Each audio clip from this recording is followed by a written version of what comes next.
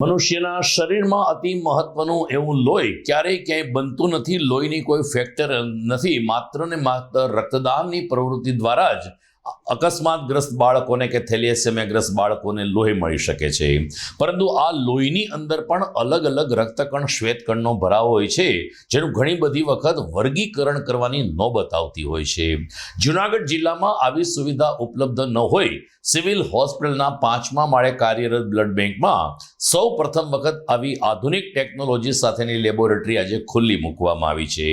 ધારાસભ્ય સંજયભાઈ કોરડિયાએ આ આરોગ્યલક્ષી સુવિધાનું ઉદ્ઘાટન કરતા કહ્યું કે જુનાગઢ જિલ્લામાં આવી પ્રથમ સુવિધા છે કે જે જુનાગઢ સિવિલ હોસ્પિટલને પ્રાપ્ત થઈ છે. તેમણે દાવો કર્યો છે કે ખાનગી હોસ્પિટલમાં પણ લોહીમાંથી અલગ અલગ કણ અને અલગ અલગ પરિબળોને જુદા પાડવાની સુવિધા નથી, ત્યારે સિવિલ હોસ્પિટલે આરોગ્ય ક્ષેત્રે એક મહત્વની કામગીરી કરી છે.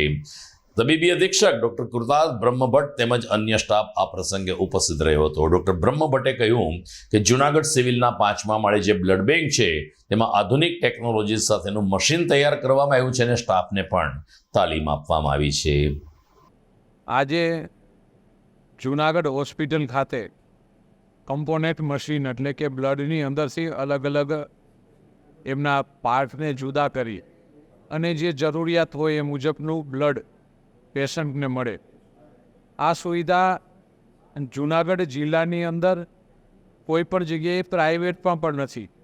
એ શરૂઆત આજે જુનાગઢ સિવિલ હોસ્પિટલમાં થઈ રહી છે. એટલે આદરણીય પ્રધાનમંત્રીશ્રીનું એક સ્વપ્ન છે કે મારા દેશની અંદર કોઈ પણ નાગરિકને મેડિકલ સુવિધા સરકારી મળી રહે અને ખર્ચ વગર મળી રહે અને જે જરૂરિયાત છે એ મળી રહે. એમના માટેના એક એમના પ્રયત્નથી આદરણીય મુખ્યમંત્રી શ્રી ભૂપેન્દ્રભાઈ પટેલ અને આ વિભાગના મંત્રી આદરણીય ઋષિકેશભાઈના એક પ્રયત્નથી આજે ઘણો સમયથી આ વર્ષોથી આ કમ્પોનેન્ટ મશીન આવેલું પડ્યું હતું, પણ એમની વિધિવત મંજૂરી એમની અટકી હતી. એટલે આદરણીય ભાવિનભાઈ અને ડૉક્ટર બ્રહ્મભટ્ટ અને એમની ટીમ દ્વારા આની રજૂઆત કરી તો આપણે કેન્દ્રની અંદર દિલ્હી એમને રજૂઆત કરી, ગાંધીનગર કરી અને એમની મંજૂરી તાત્કાલિક અસરથી આવી અને આજે એમની શરૂઆત થઈ રહી છે. આપણે ભગવાનને પ્રાર્થના કરી કે આની કોઈને જરૂરિયાત ન પડે.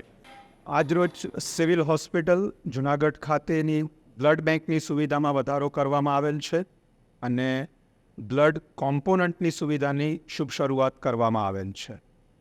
Director general of health services તથા drug controller general of India new Delhi દ્વારા લાયસન્સ મળતા બ્લડ કોમ્પોનન્ટની સુવિધા ચાલુ કરેલ છે.